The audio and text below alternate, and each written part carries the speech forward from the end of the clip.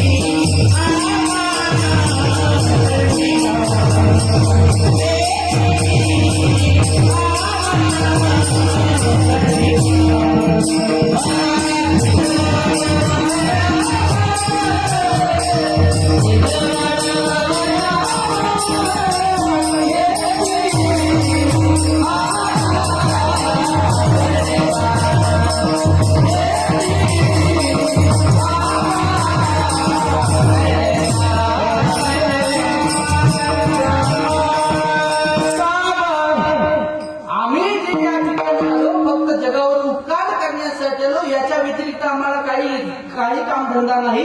येणे विनकाय चारामा, बाकी काही घेणं देणं नाही. बरं, आता 5 जण सांगितले उपकार करण्यामध्ये. 5 जण नदी उपकार करण्यासाठी, पर्वतापासून उगम पावल्याच्यानंतर जोपर्यंत समुद्राला मिळत नाही तोपर्यंत ती जगावर फक्त उपकार करत चालते नदी. त्याच्यानंतर वृक्ष हे परोपकारासाठी आहे. तुम्ही आंब्याच्या झाडाला आंबे आल्यावर खालून एक बोटा मारा की तुम्हाला 2 आंबे देतील, उपकार करण्यासाठी. नाही एखाद्या झाडाने तुम्हाला फळ फुल दिलं, निदान ते सावली तरी देते तुम्हाला, हे उपकार करण्यासाठी. त्याच्यानंतर नंबर लागतो तो गायीचा. गाय हे सुद्धा उपकार करण्यासाठी आहे. नंतर नंबर लागतो पृथ्वी मातेचा. धरणी सुद्धा उपकार करण्यासाठी आहे. आता आणखी उदाहरण सांगतो, तुमच्या लक्षात येईल कसं.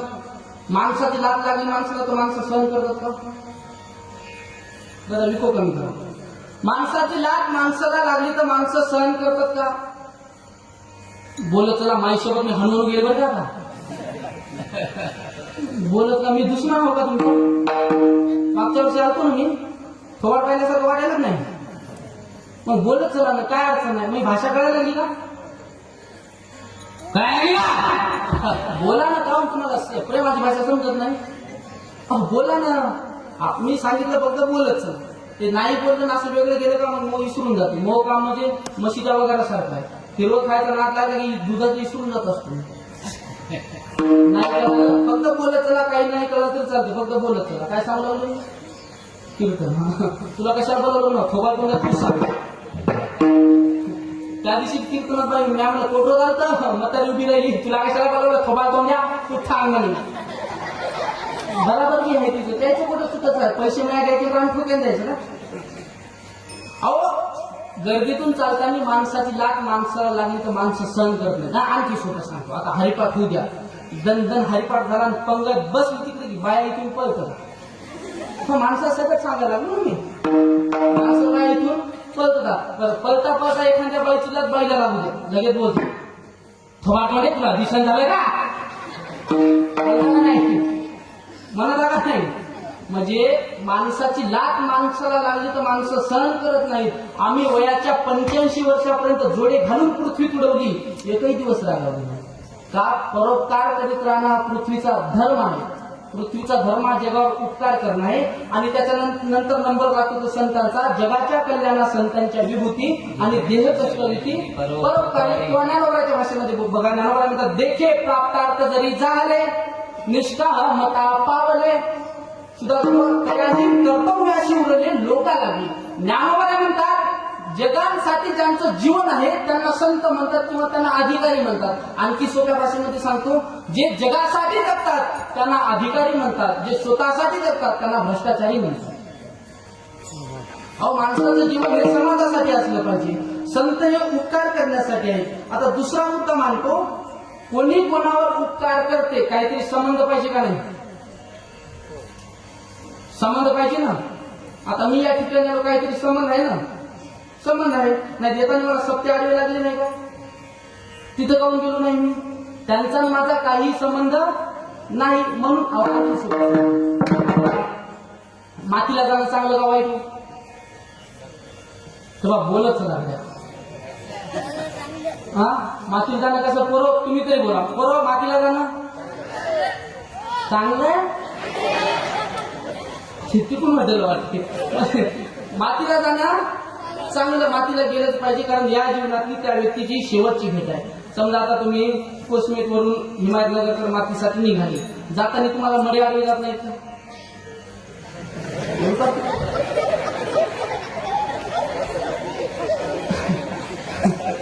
जाताना मडे आडवे जातात, तिथं काऊन जात ना? तिथं काऊन जात? हसण्यावर येऊ नका, माझा मुद्दा तुम्हाला पटला पाहिजे. हा, संबंध नाही म्हणून तुम्ही जात ना. म्हणजे संबंध असल्याशिवाय उपकार परोपकार ह्या गोष्टी होऊ शकत नाहीत. हा एक मुद्दा झाला. आणि दुसरा मुद्दा असा असते, त्यांचा आपला काहीच संबंध नाही तरी सुद्धा उपकार करते माणूस. उदाहरण सांगतो, आता हिमायतनगरचा माणूस आहे, त्या व्यक्तीचा तुमच्या गावातला कुणाचाही तीळ मात्र सुद्धा संबंध नाही, काहीच संबंध नाही. तुमच्या गावाच्या शेजारी 2 एकरच्या बोवानं वावर विकत घेतलं, त्याच्यामध्ये चांगला कांदा लावला आणि तो बोवा हिमायतनगरला निघून गेला. त्या कांद्याची एवढी पात झाली, मोठी पात झाली, हिरवगार शेत दिसायला लागलं, 4-5 म्हशी आल्या आणि ती कांद्याची पात खाऊ लागली आणि तुम्ही डोळ्यानं बघितलं. व्यवहाराने बोला, तुम्ही काय करसाल? काय करसाल? हिसकावून देसाल ना. काय हिसकावून देणार? तुमचा त्याचा काय संबंध? बोला, तुम्ही बोला, मी चहा पिऊन येतो. तुमचा त्याचा संबंध काय आहे? काय हिसकावून देणार? याचं उत्तर आहे, नुकसान झालेलं देखवत नाही म्हणून तुम्ही हिसकावून. बरोबर आहे? नुकसान झालेलं देखवत नाही म्हणून तुम्ही हिसकावून देणार. हे तुम्हाला कळालंच नाही. आणखी सोपं सांगतो, अजून सोपं करतो. आमची आजी होती, आमच्या ज्यात आम्ही पार लगे 7वीला होतो तेव्हापासून कीर्तन करतो. 7वी-8वीला होतो, आळंदीला होतो तेव्हापासून मी कीर्तन करतो. जरा लहान होतो, म्हणजे आता काय म्हातारा झालो नाही, आता बी लहान असा, पण तेव्हा जरा कमी घ्यायचो. वेळ कीर्तनाचा वेळ. आलं लक्षात? बघा, एवढं जरी लक्षात जरा लहान होतो आपल्याला. तर मी कधी जरी कीर्तनावर घरी गेलं तरी आमची आजी उठायची. त्याला आता कळालं, पण कळालं ना, शेवटपर्यंत का व्हायला कळालं ना, बस. ज्याला नाही कळालं उद्या संध्याकाळी जेवायला. मी कधी जरी कीर्तनावर गेलो तरी आमची आजी दार वाजवा. आम्ही दार वाजवली की आजी उठायची. बाबा मला माहिती, बाबा आला, ये बाबा बस. मला माहित आहे कमी अर्धा तास इथं प्रवचन ऐकायला फक्त माहित मला. मी किती उशीर होते, बस नाही. बाई म्हणत, बाई उद्या सकाळी बोलू, आता झोपू दे मला. नाही म्हणे, सकाळी उठायच्या आधीच निघून जातो, बोल म्हणे जरासं. बसलो तिच्याजवळ. काय म्हणे? हे म्हणजे काय? हे म्हणजे काय? हे तुझ्या माईचं? म्हणजे काय म्हणून मायाचं? रोज घरानं करणार माझं रोज. म्हणलं काय झालं तिचं? काय झालं? एवढे पोहे त्या बाई फेकून दिली म्हणलं. मग शेंगदाणे तर मुठीने टाकायला लागले, तेल तर पाण्यासारखं टाकायला लागलं. रोज घरानं करायची माझं रोज. बिचारी आता वारली, पण रोज घरानं करायची. मी एक दिवस म्हणलं, होय का? म्हणलं तुला करायचं का? तुला ऐका बरं, तुला करायचं काय? म्हणलं तुला आणून द्यायचं आहे का? तुला करायचं आहे? करणारी माझी आई आहे, आणून देणारी माझे वडील आहे, तर तुला करायचं काय? म्हणलं ज्या दिवशी तुला चहा नाही भेटला, ज्या दिवशी तुला भाकर नाही भेटली, त्या दिवशी तू मला बोल, मी सांगतोय. त्या दिवशी मी सांग त्याला तुला प्रॉब्लेम काय आहे म्हणजे तुला करायचं काय म्हणजे तुला कर तू माझ्याजवळ रोज माझ्या आईचं घरानं करतो म्हणजे तुला करायचं काय त्यावेळेला माझी आजी म्हणे नाही म्हणे तसं नाही म्हणे पण माया म्हणे तसं नाही मग तुला करायचं काय तू रोज माझ्याजवळ घरानं करते म्हणे करतो म्हणलं असंच केलं तसंच केलं तुला करायचं काय म्हणलं एक लक्षात ठेवा मी मया मथारीवर घेऊन इथल्या डंगराचं सांगायला लागलो हे बी जाणार मला इथल्या मथारीला आणि इथल्या मथारीला सांगायचं आहे तुम्हाला करायचं काय हा येऊन जाऊन त्या सुनाचं गाणं करता किंवा बायकोन असंच केलं किंवा बायकोन तसंच केलं तुला करायचं काय महाराज मला कळकळायला मी तुमच्या लेकरा सारखं हा तुम्हाला करायचं महाराज काका त्या पोराची कोंडी होती त्या पोराची होती कोंडी जर का ते बायकोकडून बोललं का आई तुला काय करायचं का तुम्ही पहिल्यापासून अशीच माझ्या हातामध्ये हलकीच घेतली गल्ली गल्ली जाऊन सविता काकू आमचा पप्या बैल झाला बैल आमचा पप्या काय आमचा पप्या या केरसुनीच्या नादाला आमचा पप्या बिघडून गेला म्हणता की नाही घडे गे म्हणत ना का पहा ना यायचं यायला कळाल्यावर कशा हसत होता हा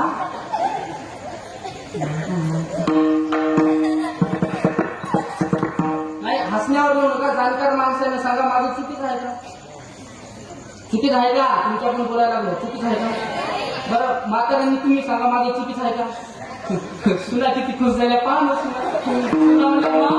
म्हाताऱ्यासाठी केल्या पाटील यो मला दरवर्षी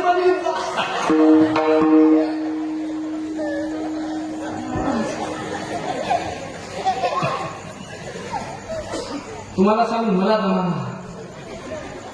बरं मला सांगा चुकीचं आहे काय तुम्हाला करायचं काय तुम्हाला हा माझा मुद्दा एका पुढे आहे का मी माझ्या आजीला म्हणलं तुला करायचं काय म्हणलं तुला चहा भाकर नाही भेटला त्या दिवशी तू मला बोल माझ्या आजीच्या डोळ्याला पाणी आलं तिनं सांगितलं हे बघ मला काही करायचं नाही तुमच्या संसाराशी तुमच्या प्रपंचाच्या बद्दल मला थोडंसं सुद्धा काही घेणं देणं नाही म्हणजे पण एक काळ होता आपली फार गरिबी होती आणि होताच तसा काळ एक काळ होता आपली फार गरिबी होती आता तुमच्याकडे पैसा आला म्हणजे ज्या वेळेला तुला आळंदीला शिकायला जाण्याचं मला बोल लागली ज्या दिवशी तुला आळंदीला शिकायला जायचं होतं त्या दिवशी घरची बाजरी विकून हरभरा विकून मी तुला जाण्यासाठी 500 रुपये दिले आता तुमच्याकडे पैसा आला एक काळ होता मी स्वतः शिळ अन्न कन्या बाजरीच्या कन्या खाऊन शिळ अन्न खाऊन नाही पिटलेलं अन्न खाऊन आम्ही दिवस काढले तर आता तुमच्याकडे पैसा आला माझा आणि तुमच्या संसाराचं काही घेणं देणं नाही मला वेळेवर चहा भेटते मला वेळेवर भाकर भेटते माझा आणि तुमच्या संसाराचं काहीच घेणं देणं नाही पण वाटोळ झालेलं मला माझ्या डोळ्याने देखवत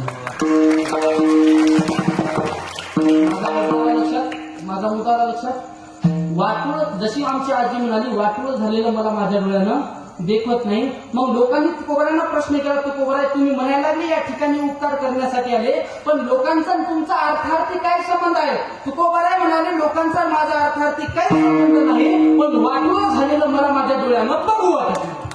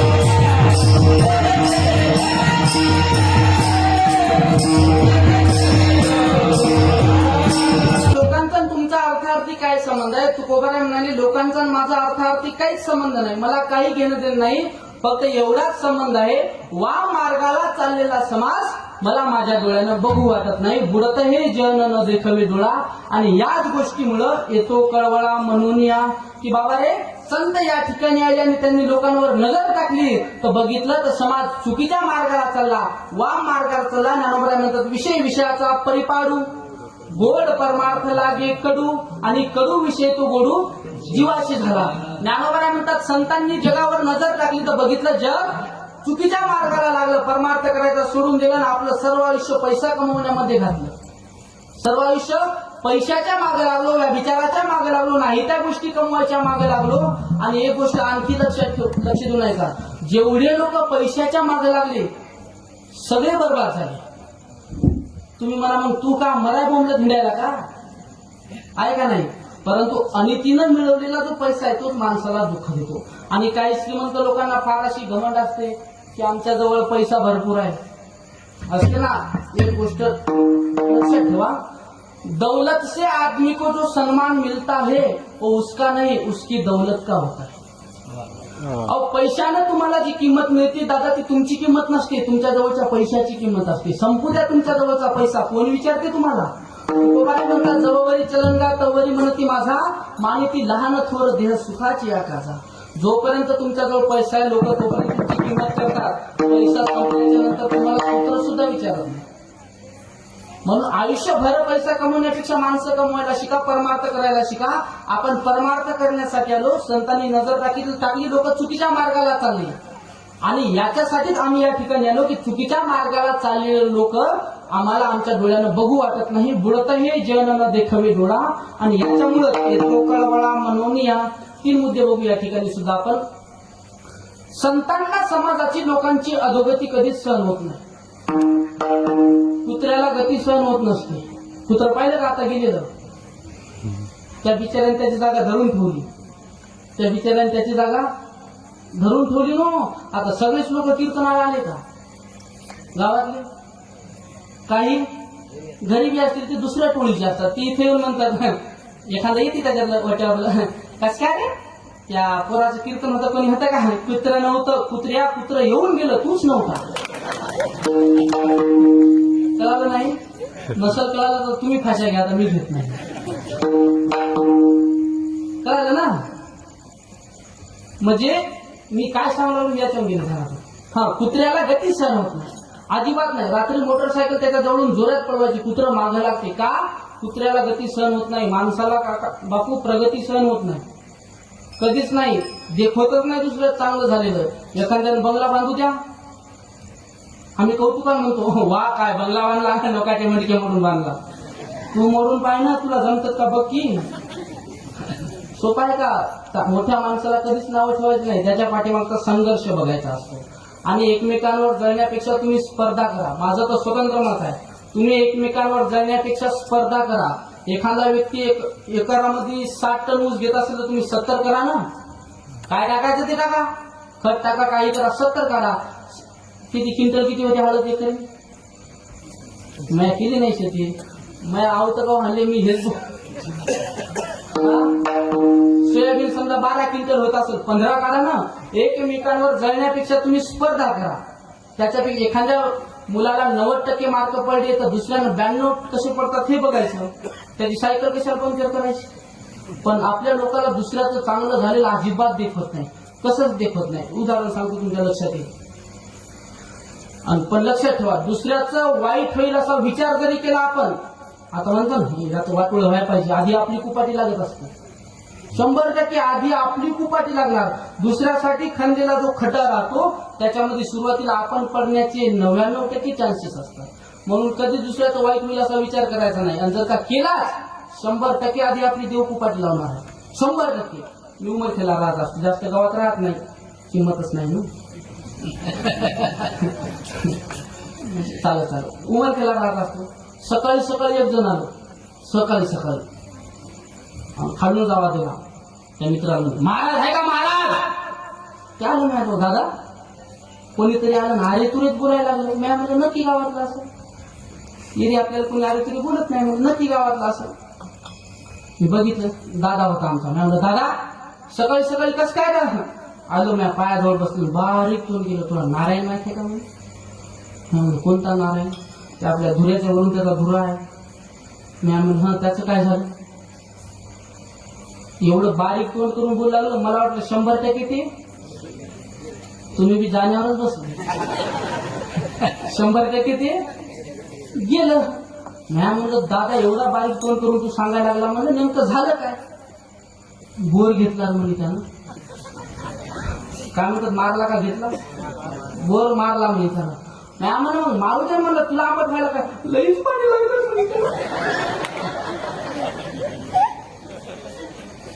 नाही म्हणलं मग त्याला पाणी लागलं तर तुला त्याला पाणी लागलं तेव्हापासून मला झोप नाही माया म्हणलं इथं पाणी मुरायला लागलं का त्याच्या बोरचं पण मी म्हणलं मग बरं काय करू म्हणलं नाही तू गावाकडे चल म्हणजे मला मी म्हणलं दादा म्हणलं मी गावाकडे म्हणजे त्याच्या पाण्याच्या उजवणीचं कीर्तन करायचं का काय करायचं म्हणलं हा काय करू म्हणलं चल म्हणे गावाकडे म्हणजे कशाला म्हणजे आपल्याला बोर घ्यायचा म्हणजे आपल्याला बी बोर मारायचं मारलं म्हणलं मग मी कशाला तू पाणी सांग म्हणजे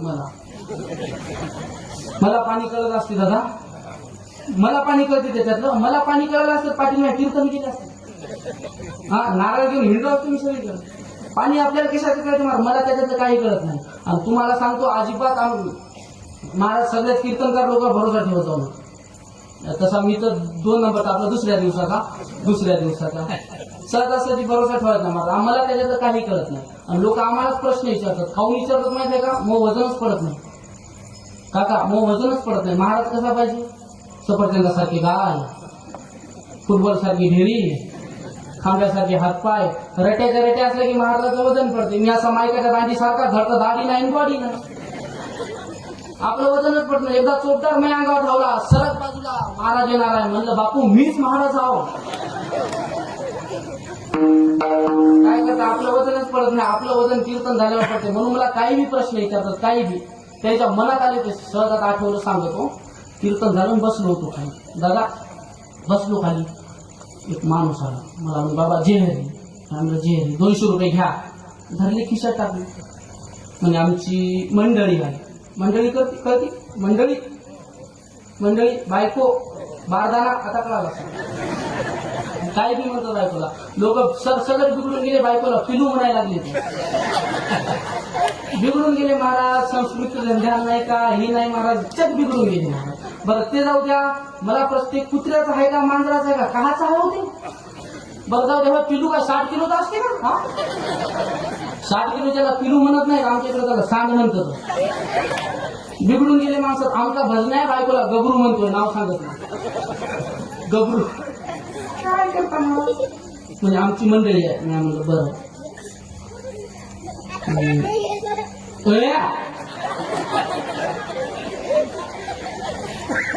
पाय पडलं जे हरी महाराज म्हणलं जे हरी 200 रुपये घ्या म्हणलं द्या म्हणजे आमची बायको आहे म्हणलं बरं गरोदर आहे म्हणलं बरं तुम्हाला 200 दिले हो म्हणलं सांगा म्हणजे मग पोरग होईल का पोरगी मला कळत असते दादा ते मला कळते नंतर माझ्या लक्षात आलं काका 200 सोनोग्राफीचे होतं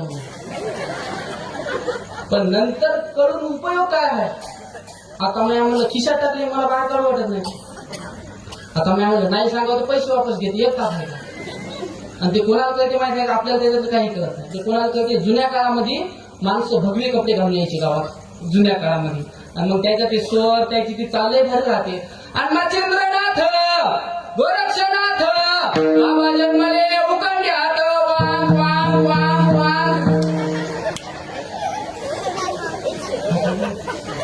त्याला कळत येते त्याला आपल्या मला त्याच्यातलं काहीच कळत नाही मग ते लय भारी बोलत मग आपल्या बाया सुपात धान्य देणार बाबा चहा घ्या बाबा धान्य घ्या बाबा कोणाचं घेत नाहीत ना अंगाला राख लावली बैरागी घालून आपण त्यातला भिक्षा मागण्यासाठी हिंडत नाही बाबा गाणगापूरला चालला मनातली गोष्ट तुला सांगतो काळा कपडा कधी घालू नको आमुषेला पौर्णिमेला कमरत दुखतं तुझ्या लग्न झालं तेव्हापासून तू तो नवऱ्याचं पटत नाही बाई म्हणली मनातलं बोलला 4-6 वर्ष झाली कोण्या बाईला म्हणते बाई म्हणते खरं बाबा चहा घ्या बाबा दूध घ्या बाबा कोणाचं काहीच घेत नाहीत माय तुला द्यायचं असेल तर 4-5 किलो तांदूळ दे बाबा आता नदीकडे चालले कशाला मनात मासोळा झाला दूध घेतलं का सगळं तेवढं तरी म्हणा तेवढं तरी म्हणा त्याला कळत आपल्याला त्याच्यात काय करायला संदीप बुवा आणि मला सांगा मला जर का ते कळायला असतं तर मी कीर्तन बंद केले असते सुरदा नारळ 200 पोरग नारळ 200 पोरग 200 पोरग 100 ला पोरगी 200 पोरग 100 ला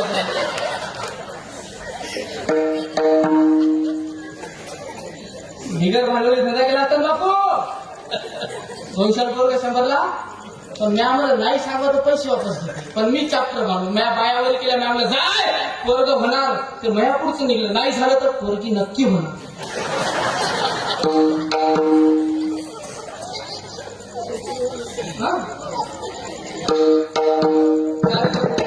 असा असा काही बाहेर हसतात घेते असा असायला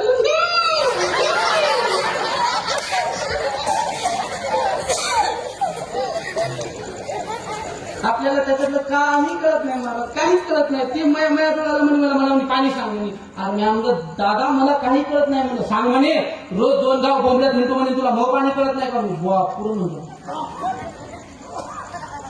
मी म्हणलं दादा मला कळते म्हणलं नाही असं नाही मला कळते म्हणलं पण तांब्यावर पियाचं का गिलासभर पियाचं एवढंच कळत नाही. आता मया नाही म्हणलं ना काका मया नाही म्हणलं त्याला आयडिया दिली त्याला माहित होतं महिन्यात स्फोट आपल्याला बरोबर होते ते. त्यानं 500-500च्या 7-8 नोटा काढल्या 500-500च्या नोटा काढल्या अशा मी पुढे अशा मोजल्या कर आणि अशा दाखवल्या. त्या नोटा पाहिल्या की मला चौघर झरेच दिसू लागले. जिकडं पाणी तिकडं भीतीतून पाणी दिसू लागले. आता हिरव्या पाण्यामुळे पांढऱ्या पाणी कळत नाही बाबा चट कळत आहे मला कळते म्हणलं चल गेलो वावरात पण मला कशाचं कळते पण आव्हान लागते. मी म्हणलं जाय नारळ आण म्हणलं पाट आणले एका पाटावर त्याला बसवलं. एक नारळ मी हातात घेतलं अख्खं वावर फिरलो कोठच नाही फिरलं. नारळ कोठच नाही फिरलं. मी गेलो कटाळून हिवराच्या झाडाखाली गेलो आणि नारळ घेतलं मीच गरतून फिरलो. नारळ का असं फिरते मीच गरतून फिरलो. मी आम्हाला मस्त पॉईंट आहे मला हनुमान तर बोर ते म्हणे पण ते नंतर म्हणे एक ध्यानात ठेव म्हणे नारायण दादाचा झरा आपल्या झऱ्याला आला पाहिजे म्हणून हे ध्यानात ठेव. बोर घ्यायचा म्हणे आपल्याला पण नारायण दादाचा झरा आपल्याकडे आला पाहिजे म्हणजे त्याचं पाणी इकडे आलं पाहिजे म्हणजे असा बोर घ्यायचा. मी आम्ही हिचं पंचायत झाली पण त्याला एक मग टेक्निक असते. आता माझ्याकडे क्लास लावा सगळ्याला शिकवतो. त्याला कसं राहते आता एक पॉईंट इकडं आणि एक पॉईंट इकडं मग त्याला असं पाहावं लागतं. एकदा इकडं पाहायचं एकदा इकडं पाहायचं. नाही म्हणलं दादा लागते म्हणलं पाणी पण आपल्याला कमीत कमी 1200 फूट वर घ्यायला लागतं. एवढा खोल काही विचार करणार नाही म्हणलं कमीत कमी 1200 फूट बोर घ्या. मी दिली पिन ठोकून त्याने विचार केला होता 1200 म्हणजे 5 लाख रुपये तरी लागतील. त्याने हिशोब लावला 2 लाख रुपये उसाचे होतात 1 लाख रुपये हळदीचे होतात म्हणे 1.5 लाखाच्या बायकोचं सोनं मोडतो 50 कमीच पडायचं. इस्लापूरच्या मेवणीला 50 मागतो म्हणे. मेवणीच्या परस्पर मला नाही म्हणत नाही मी घेते 5 लाख म्हणे मला म्हणे जमते म्हणलं की मला जमीन उचलू फेकू लागली. माया म्हणलं आता जर का पाणी नाही लागलं तर पण्या हे तुला बोरात टाकू मारते मला इथं नाही पाणी लागलं तर मशीन बनवली नारळ बाजूला केली मशीन सुरू 400 फूट गेलं मावली नुसता फुफुटाच नुसता धुरटा 400 फूट गेल्यावर तेवढ्या गडबडीत त्याने माझ्याकडे असं बघितलं असं बोलला मी बी चॅप्टर मी त्याला असं केलं.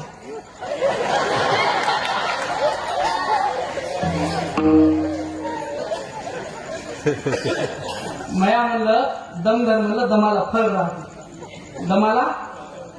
म्हणलं दमधर म्हणलं 800 फूट वर गेला नुसता फुफुटाच. मला भर हिवाळ्यात घाम आला मग डोकं मेंदूत पण पडलं. म्हणलं काय करावं काय नाही. माझ्या गावातला एक जण गाठला अविनाश भाऊ सारखा. मी म्हणलं तुम्हाला 500 देतो मला गावात नेऊन सोडा. जर वावरात पडलं मागं धोत्रानं पळणं होत नाही काय नाही खेदू मारली म्हणलं तुला हे गावात माऊलीसारखे संदीप दरासारखे 4 माणसं धरतात हे भांडण गाऊन करायला हा वावरात बेदम म्हणेल मला धरून. मी म्हणलं अविनाश भाऊ तुम्हाला 500 देतो मला गावात नेऊन सोडा. गाडीवर बसलो घरी घेऊन सण झोपलो गुंडावलं. 1200 फूट वर गेला सुरतचा नुसता फुफुटा पाणी नाही काय नाही. मला त्याच्यातलं काहीच कळत नाही खरंच कळत नाही महाराज. आता मी कोणाला आशीर्वाद द्यायचं म्हणलं तरी लागत नाही लागत. आशीर्वाद द्यायसाठी ज्ञान पाहिजे सुधारणा शाप द्यायसाठी तप पाहिजे.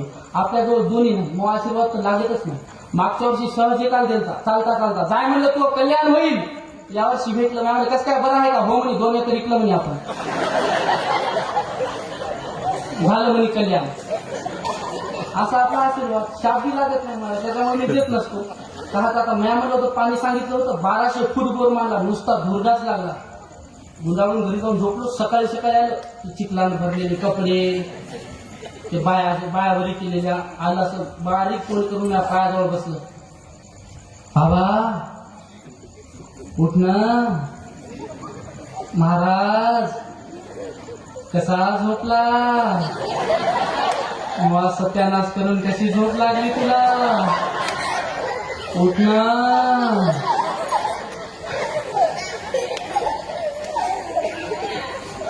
मी अशी रग केली. मी म्हणलं बघू द्या उजड आहे का, उजड म्हणलं आहे तर माणसं धरा भांडण लागली तर. मी उठलो. मी म्हणलं तात्या आधी आंघोळ करतो, देवपूजा मग तेव्हा पाण्याची पूजा. मेल्या म्हणे नुसता फुफुटा लागला म्हणे तू सत्यानाश होईल. मी म्हणलं माऊली मग जेव्हा व्हायचा तेव्हा होऊ दे. मी आता तो आजच झाला. रामकृष्ण. मनामध्ये जरी आला विचार दुसऱ्या हसायला का बापूच होत काय, मनामध्ये जरी विचार आला दुसऱ्याचं वाईट होईल असा विचार जरी केला तरी आधी आपली कृपा दिला ती इथंच सुट्टी कोणालाच नाही. ज्यानं कर्म चुकीचे केलं त्याला फळ भोगायचं आहे. जैसे ज्याचे कर्म तैसे फळ देतो ईश्वर. आणि सत्कार्यामध्ये तर कधीच विरोध करायचा नाही. सत्कार्यामध्ये तर कधीच विरोध करायचा नाही. आता तुम्ही या ठिकाणी सत्ता चालू आहे, तुम्हाला जर का काही देणं होत असेल तर द्या, नाही तर देऊ नका, काही अडचण नाही. पण या ठिकाणी जर का विरोध करायचा प्रयत्न केला, जे माणसं करायला लागले त्याच्यावर जर जळायचा प्रयत्न केला तर या ठिकाणी मोठ्याचं उदाहरण आहे. भागवतामध्ये सांगितलं, आड आला म्हणून फोडीला डोळण बळीने आंधळा शुक्र केला.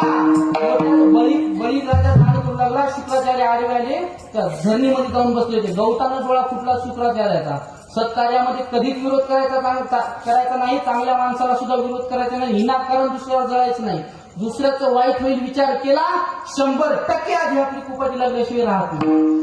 म्हणजे मी हे सांगू लागलो, माणसाला प्रगती सहन होत नाही, देखवतच नाही दुसऱ्याचं चांगलं झालेलं, पण आपल्या अंतःकरणामध्ये चुकून सुद्धा पाप येऊ द्यायचं नाही दुसऱ्याबद्दल. आणि संतांना अधोगती सहन होत नाही. कुत्र्याला गती, माणसाला प्रगती, संतांना अधोगती कधीच सहन होत नाही. पण काही लोक तुकोबराजवळ गेले. तुकोबर आता 2 बोलायला राहतातच माणसं. आता किती बी चांगलं चिंतन करू दे, इथं महाराज तिथं गेले की त्याला विषय करत नाही. म्हणतात लोक कुणाला बी नावच ठेवत, कुणाला बी. आता किती बी चांगलं गायन करा त्याला स्वर कळत नाही, किती बी चांगलं वाजवा त्याला ताल कळत नाही, का किती बी चांगलं कीर्तन करा त्याला विषय कळत नाही. मग तुला काय कळत आहे ते सांग, आम्ही सगळे जाऊन सडकावर जीव देतो. कुणाला बी नावं ठेवायची का? विनाकारण कुणालाच नाव ठेवायचं नाही. तुकोबराच्या काळामध्ये सुद्धा तसे लोक होते. म्हणले काहाचं म्हणजे उपकार करण्यासाठी आल्यानं चुकीचं काम करू नका ना, आम्हाला सहन होत नाही बोलायला लागलं. काहाचं 2-2 बायका केल्या. तुकाराम महाराज 2 बायका ना, 2-2 बायका केल्या म्हणून. तुकोबाराय म्हणाले तुम्ही आता मला काही म्हणा, तुम्ही आता मला काही म्हणा, ज्या वेळेला मी निघून जाईल माझ्या कर्माचा हिशोब होईल तेव्हा तर कळलं ना. आणि पक्क ध्यानात ठेवा, प्रत्येक व्यक्तीच्या कर्माचा हिशोब एक दिवस होणार. आपण या ठिकाणाहून निघून गेलो प्रत्येकाच्या कर्माचा हिशोब एक ना एक दिवस होणार आहे. प्रत्येकाच्या. आपण निघून गेल्याच्या नंतर आपल्यासोबत आपला पैसा येत नाही, आपली बायको येत नाही, कोणी येत नाही. ज्याचं त्याचं कर्म सोबत येते महाराज, ज्याचं त्याचं. अहो रावणाकडे एवढी श्रीमंती होती, त्याच्यासोबत त्याचं काय आलं? काही झालं नाही. आणि त्याचं एवढं आपल्याजवळ आहे का? आपल्याजवळ काय आहे महाराज? 2 म्हशी, 2-4 एकर जमीन, 2 लेकरं आणि 1 चिपट्या डोळ्याची बायको. याच्यापुढे काय आहे? अहो रावणाकडे किती 80,000 बायका एक सुंदर होत्या, एकदम भारी होत्या, आपल्या बायकासारख्या नव्हत्या. पवाराकडे बाहेरून भिताराकडे चालायचं. चांगल्या बायका त्याच्यासोबत आलं नाही, फक्त त्याचं कर्म त्याच्यासोबत आलं. मग आपल्यासोबत सुद्धा आपलं कर्मच येणार आहे. आता तुमच्या पुढे आता किती वेळ आहे? 15 मिनिटं राहिली आपली बाकी. 10 मिनिटात सांगतो, 5 मिनिटात बंद करतो. बंद करा वाटायला नाही, थांबा जरा. 15 मी वेळेच्या पुढे जात नाही. वेळेमध्ये केलं तरी तेवढंच आहे. म्हणजे थंडी हो, थंडी काय वेळेमध्ये थंडीचं प्रमाण तेवढंच आहे ना. उग वाऱ्या आता तुमच्या पुढे स्वर्ग उभा करतो. कसं आहे? 10 मिनिटं इकडे लक्ष द्या. टाईट बसा तो कधी मेडे सावधान ज्यांना गाण्या मान आपसून 15 ऑगस्टला राहते. पण या 15 ऑगस्ट शाळेमध्ये असंच असतं. शाळेतली मजा लई भरला. जुन्या काळातली शाळा कुठं भरायची?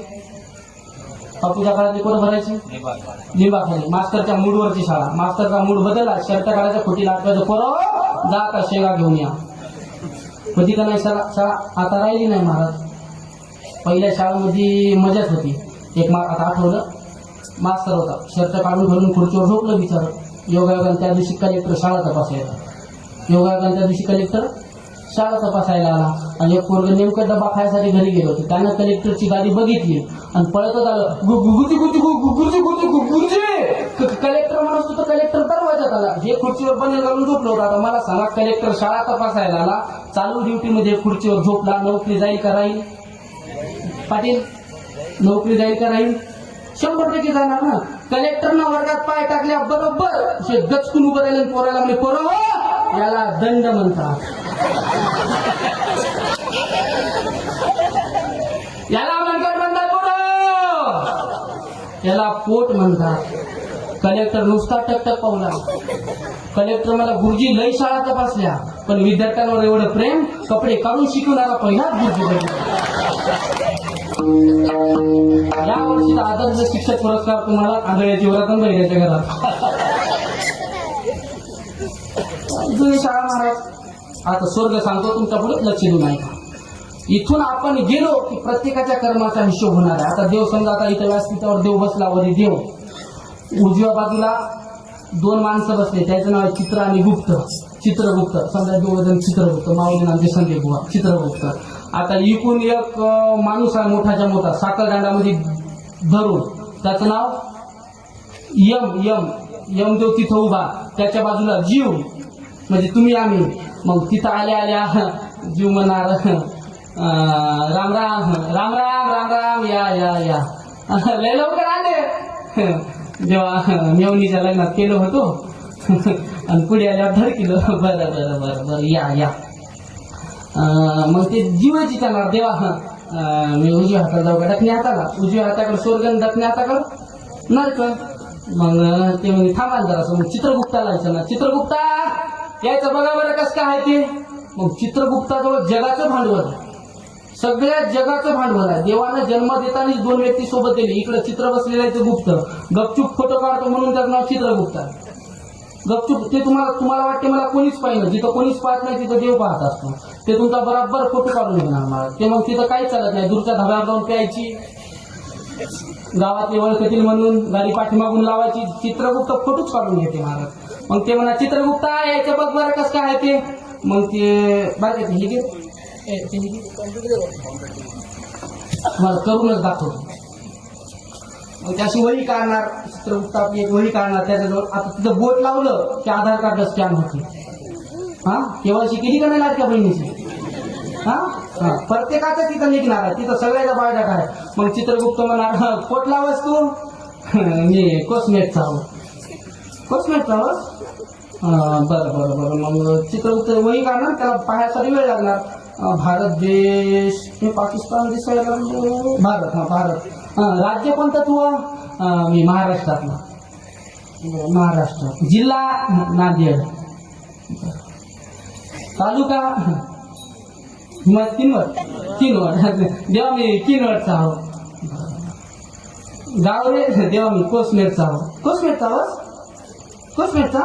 बरं बरं. चित्रगुप्ता बघ बरं, देवा चांगलं दिसायला लागलं. सप्त्यात मदत बी होती याची. पट्टी दिलती का?